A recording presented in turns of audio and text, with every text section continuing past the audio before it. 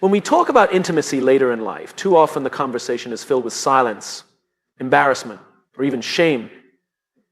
But what if we stopped seeing it as a problem to be solved and started seeing it as an opportunity, a chance to deepen connection, to grow closer, to rewrite the narrative we've been handed? The truth is, sexual intimacy isn't just about performance. It's about presence. It's about sharing something meaningful with someone you love. And as we age, that meaning only grows. But along with that meaning can come challenges. Challenges we're often too proud, too scared, or too ashamed to talk about. It doesn't have to be that way.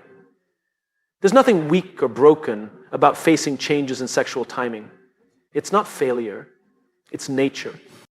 And like anything natural, it can be worked with, understood, and improved. But it begins with honesty. Honesty with ourselves and with our partners. We have to stop pretending that intimacy is just physical. It's emotional. It's relational. It's trust. It's safety. And when we can communicate openly, when we can say what we need, what we fear, what we desire without apology, that's when intimacy takes on a deeper form. When we talk about improving sexual timing in later life, it's easy to jump straight into solutions. We want the quick fix, the pill, the technique. But before we talk about what to do or how to do it, we need to step back and ask a much deeper question. Why? Why does this matter? Why are we even talking about this? Because if the goal is just to perform better, we're missing the bigger picture. Intimacy isn't just about physical achievement. It's not about proving something, ticking a box, or living up to some outdated standard. Intimacy is about connection. It's about feeling close. It's about sharing something deeply human with someone you love.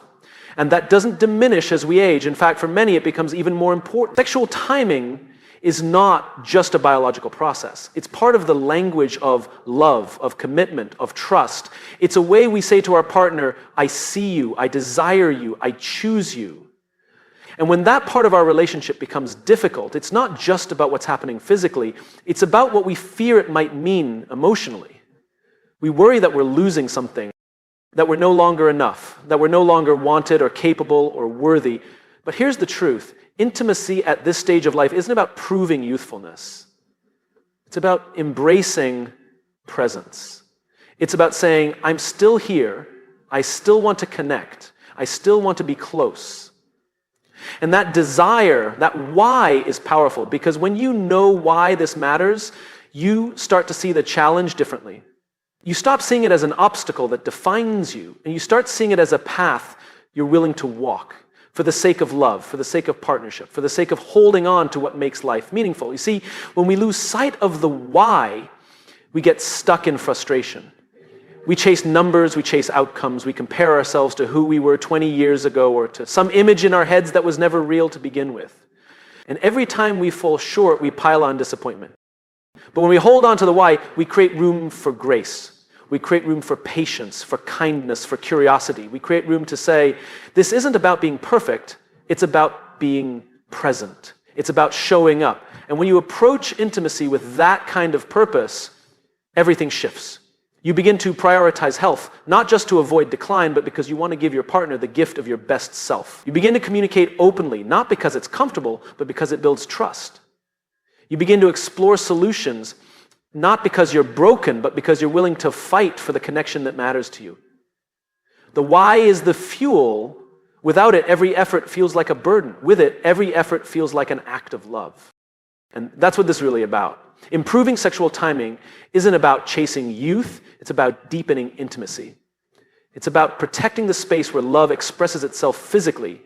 It's about staying connected in a world that constantly pulls us apart. When you know your why, you stop hiding, you stop feeling ashamed, you stop seeing these challenges as personal failures, and you start seeing them as natural parts of a lifelong journey. And that journey is worth embracing with openness, with courage, with humility. So before you ask, what do I need to do? Ask, why does this matter to me? Because when you're clear on the why, the how will follow. And when you carry that why into every conversation, every doctor's visit, every moment with your partner, you'll find that intimacy isn't something you lose with age, it's something you deepen. And that's a beautiful reason to keep showing up every day. One of the greatest challenges we face when it comes to intimacy and sexual timing later in life isn't the physical changes. It's the stigma attached to those changes. For so many men, the idea of struggling sexually feels like a secret shame, a hidden failure, something that makes them less of a man. But that stigma doesn't belong to us. It's something we inherited from a culture that taught us to measure our worth by strength, performance, and control. And the truth is, it's time to let that go. Because here's the reality. Every man will experience changes as he ages. Every man will encounter moments when his body doesn't respond the way it used to. That's not weakness. That's not failure. That's life. It's biology. It's part of being human. And yet, we've been conditioned to believe that talking about it is taboo, that asking for help is embarrassing, that admitting to any struggle in this area makes us somehow less capable, less masculine, less worthy. But the stigma is the real enemy here, not the change itself. When we carry that stigma, we isolate ourselves, we pretend everything's fine, we avoid conversations with our partners, we skip doctor's visits, we stay silent when we need help the most. And what does that silence do? It widens the distance between us and the people we love. It turns a natural challenge into a heavy burden. It transforms what could be a shared journey into a lonely struggle.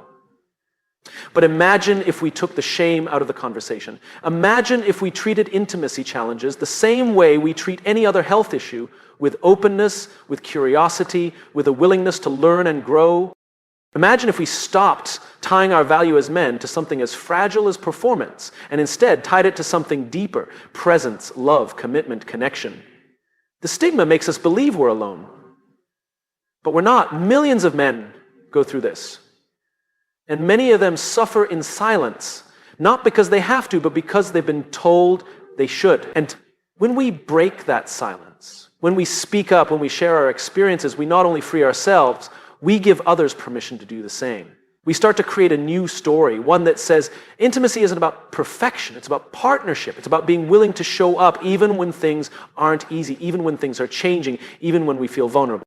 That vulnerability isn't weakness, it's courage. It takes strength to say, I'm facing something and I want to talk about it. It takes strength to go to your partner and say, this matters to me, I want to work on this together. It takes strength to walk into a doctor's office and ask for advice.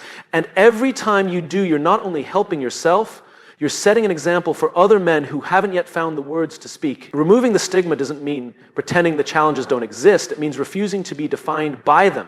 It means shifting the focus from what's going wrong to what's still possible. It means recognizing that intimacy can evolve, that pleasure can take new forms, that connection can deepen in ways that have nothing to do with performance. And when we embrace that, we find that intimacy later in life isn't a lesser version of what came before. It's a richer, more meaningful expression of love, trust, and companionship. So we have a choice.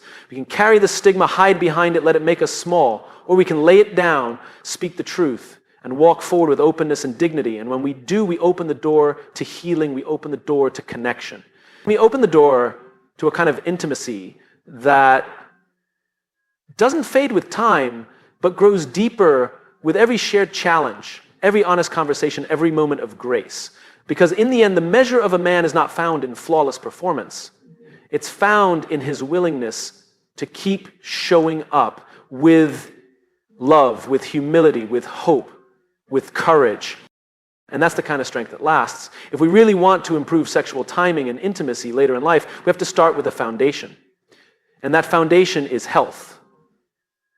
We can't expect our bodies to perform at their best if we're not taking care of them. It's easy to overlook this because we've been taught to separate sexual health from overall health as if they're two different things, but they're not. They're deeply connected. And if we want to show up fully for our partners, if we want to experience intimacy that's fulfilling and satisfying, we have to prioritize our health first. This isn't about chasing youth. It's not about trying to turn back the clock. It's about giving ourselves the best chance to thrive in the season we're in. Because here's the truth. A healthy body supports a healthy sexual response. Circulation, hormone balance, stamina, energy, they're all tied to the choices we make every single day. And when we neglect those choices, we're not just affecting our long-term health, we're directly impacting the quality of our intimate lives. Think about it this way. Every time you go for a walk, every time you choose a healthier meal, every time you get a good night's sleep, you're investing in your intimacy. You're building a stronger, more responsive body.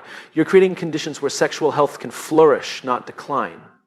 And that investment pays off, not just physically, but emotionally. Because when you feel stronger, when you feel more energetic, when you know you're taking care of yourself, you carry that confidence into your relationship. But it's not just about exercise or diet, it's about the whole picture. Stress plays a huge role in sexual health. When we're overwhelmed, when we're anxious, when we're constantly living under pressure, it takes a toll on our bodies. Stress hormones interfere with sexual function. They drain our energy. They rob us of desire.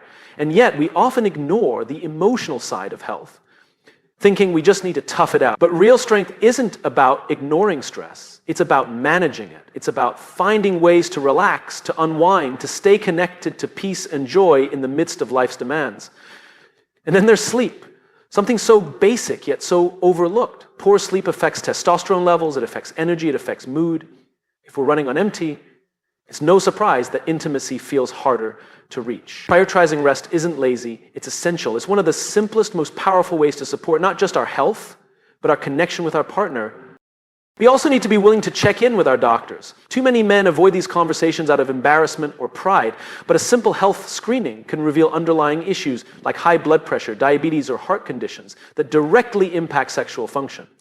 Addressing these health concerns isn't just about preventing serious illness, it's about improving quality of life. It's about giving ourselves every possible advantage to stay vibrant, active, and connected.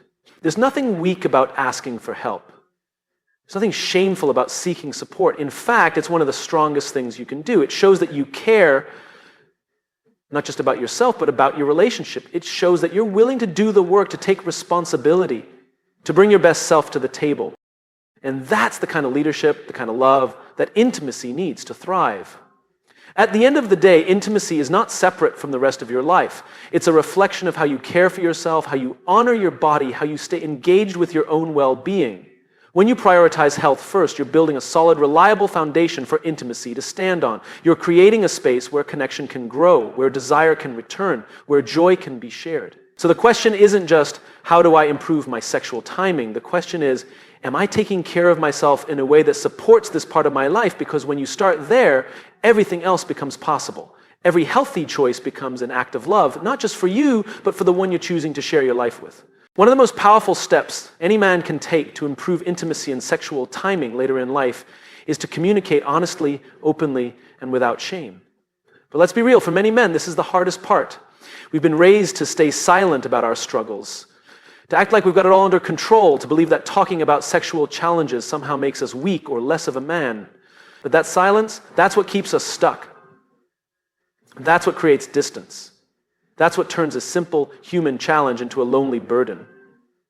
We need to shift the way we think about these conversations. Talking about intimacy, about sexual health, about timing isn't admitting failure. It's building trust. It's choosing connection. It's saying to your partner, I care enough about us to talk about the things that are hard to talk about. That's good.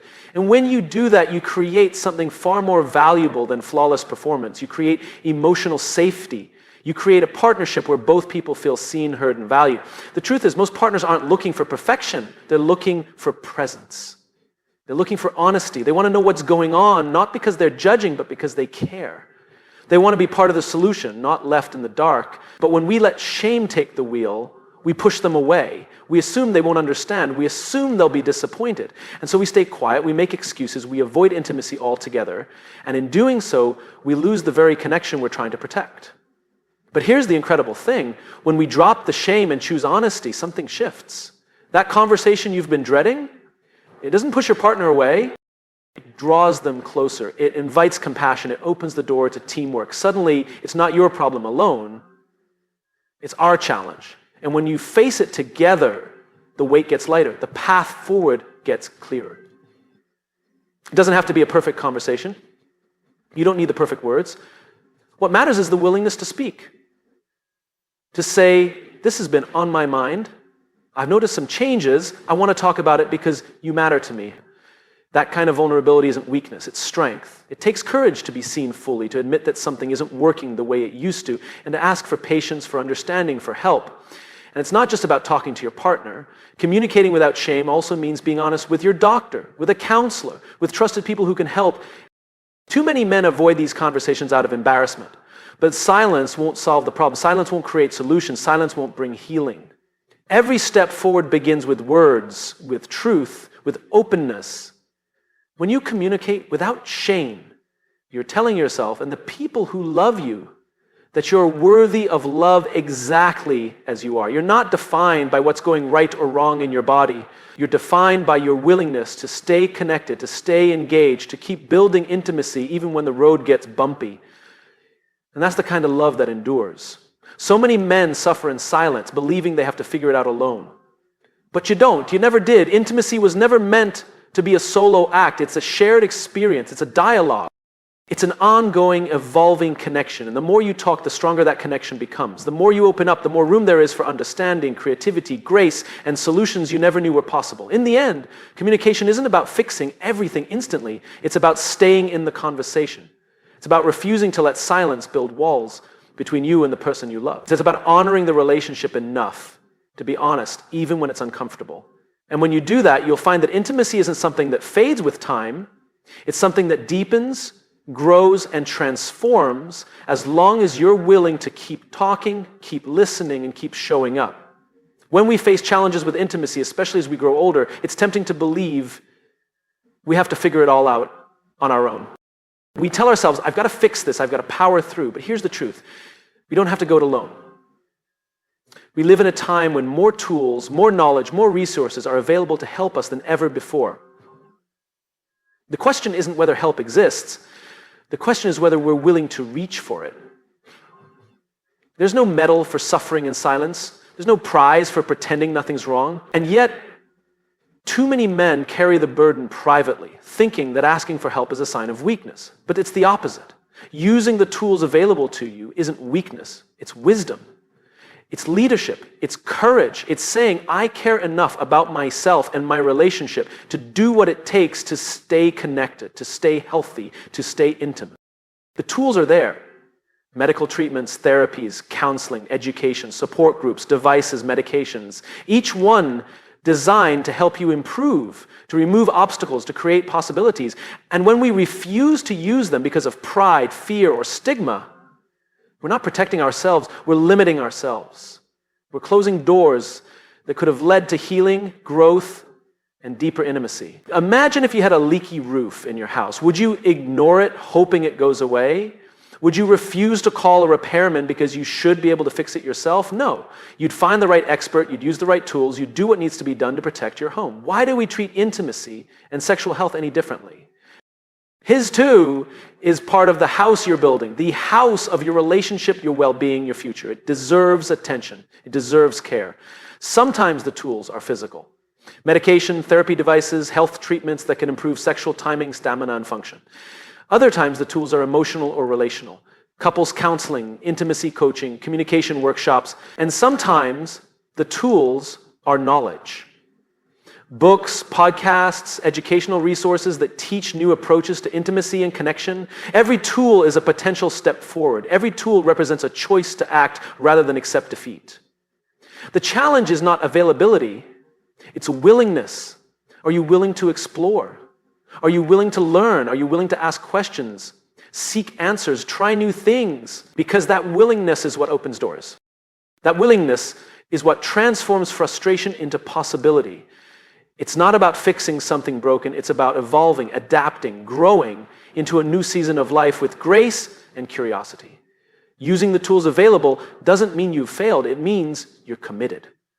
It means you're not giving up on intimacy, not giving up on connection, not giving up on yourself or your partner. It means you're willing to say, this matters to me, and I'll do what it takes to make it work. That's love, that's leadership, that's strength. There's no shame in asking for help. There's no shame in taking a prescription, seeing a therapist, trying a device, or reading a book. The only shame is in pretending you don't care when you do, and deep down you do care.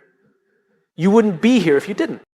You wouldn't be thinking about this, reflecting on this, if you weren't invested in building something meaningful. So take the step, make the appointment, read the research, have the conversation, try the solution. Every tool you use is a brick in the foundation of stronger intimacy. Every effort you make is a signal to your partner that they matter, that the relationship matters, that you matter enough to invest in your own well-being. Because in the end, intimacy isn't just about spontaneity or luck. It's about intention. It's about effort.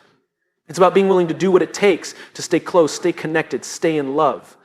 The tools are there. All you have to do is reach for them. Success is a concept that has been defined in many ways over the years. For most of us, it's been measured by external markers. Wealth, status, accomplishments, or recognition. We've been taught to look at success as something you can measure, something you can check off a list, something that comes with a title or a paycheck. But the truth is, real success is far deeper than those surface-level indicators. It's a reflection of how well we connect with ourselves, how we show up in our relationships, how we lead in our lives, and how we handle the inevitable challenges that come our way. Success is about the journey, not the destination. It's about progress, not perfection. And it's time we start redefining it. Redefining success means recognizing that we are whole, imperfect beings on a lifelong journey of growth. Success is not about eliminating failure. It's about how we navigate failure. It's about resilience, about getting back up when life knocks us down and finding strength in vulnerability. It's about the willingness to admit when we don't have all the answers and the courage to seek them. The success of any relationship, especially an intimate one, is built not on flawless moments, but on the willingness to be open, to try again, and to understand each other's flaws and strengths. It's about the connection we build, not the perfection we achieve. As we redefine success, we must also shift the way we see time. Time is often used as a measuring stick for success. I should have achieved this by now. I should be further along by this age. I should have reached this goal. But success isn't a race against time. It's a rhythm. It's an ongoing process that evolves, adapts, and shifts with where we are in life. Instead of looking at time as a countdown to some perfect moment, we need to see it as an opportunity to grow and evolve, to build, to make mistakes, to learn. Success in life isn't about ticking off a list of achievements by a certain age. It's about embracing the fullness of the journey with all its ups and downs. True success also requires us to step away from the comparison game. So much of what we think of as success is influenced by what others have done or what society says we should be doing. But when we constantly compare ourselves to others, we miss out on our unique path. We miss out on the opportunity to define success on our own terms. Real success isn't about being better than someone else. It's about being better than you were yesterday. It's about progress, not perfection. And progress doesn't always look like a straight line. It can look messy, nonlinear, and full of surprises. But that's the beauty of it.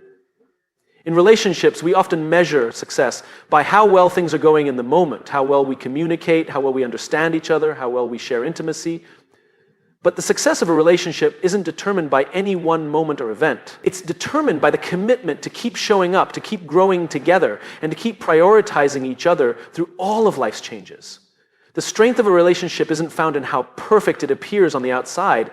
It's found in the depth of understanding, the emotional vulnerability, and the mutual respect that is built over time. Redefining success also means embracing the idea that success isn't just about what you accomplish, but how you feel in the process. The joy, the peace, the sense of purpose you derive from the things you do, that's just as important, if not more so, than the tangible achievements you can point to. Success isn't just about making things happen, it's about how you make them happen, the integrity you bring to your actions, and the satisfaction you feel along the way. When we redefine success, we shift our mindset. We stop seeing ourselves as failures when we don't achieve exactly what we thought we should by a certain time. We stop seeing our relationships as less than when they don't look like what we expected.